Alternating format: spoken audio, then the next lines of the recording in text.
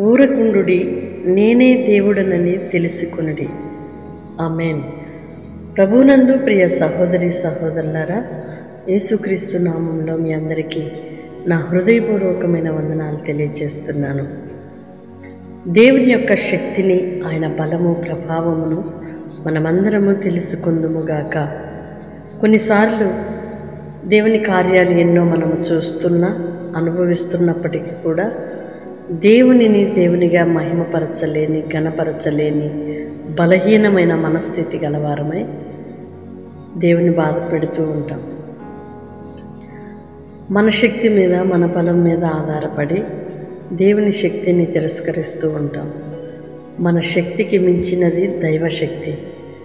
ఎన్నటెన్నటికీ ఆయన నామము ఘనమైనది, పూజ్యనీయమైనది. మనం బలము మీద, మన జ్ఞానం మీద, మన తెలివి మీద కాక దేవుని శక్తిని చూడాలి అనే ఒక ఆశతో నీవు కనిపెడితే, ఎదురు చూస్తే ఖచ్చితంగా నేనే దేవుడను అని మీరు తెలుసుకుంటారు అని దేవుడు మనకు తెలియజేస్తున్నాడు.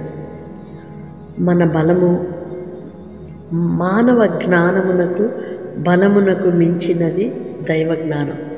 అట్టి కృపా శక్తి మనం అనుభవించుదుముగాక. ఆమేన్. పరిశుద్ధుడైన దేవ, ప్రేమ కలిగిన తండ్రి, ఇంత గొప్ప దేవునికి మమ్మలను పిల్లలుగా చేసుకున్నారు. మీ శక్తి ఏమై ఉన్నదో, మీ మహిమ ఎంత గొప్పదో గ్రహించున్నట్లుగా ప్రతి ఒక్కరు తెలుసుకుందురుగాక.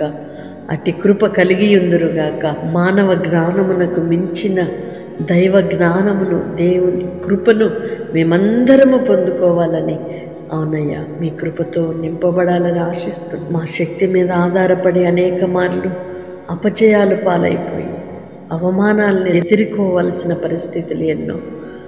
ఊరకయ్య నిలిచి ఉండి చూడుడి, దేవుని శక్తి ఎంత గొప్పదో అని. అవునయ్యా, మీ బిడ్డలు ప్రతి ఒక్కరు కూడా మీ శక్తి ప్రభావములు గ్రహించుదురుగాక. అట్టి కృపలో మమ్మల్ని నడిపించమని వేడుకుంటున్నాం.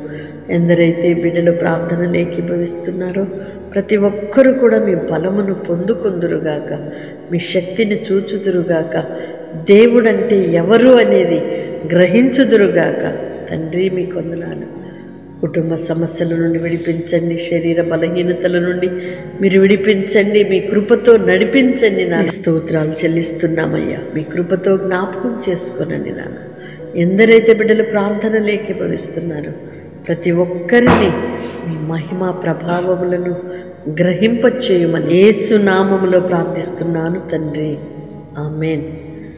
దేవుడు మిమ్మల్ని దీవించునుగాక. వాగ్దానం రిసీవ్ చేసుకొని తప్పకుండా ఇతరులకు షేర్ చేయండి. దైవ దీవెనలకు పాత్రలుగా మార్చబడండి.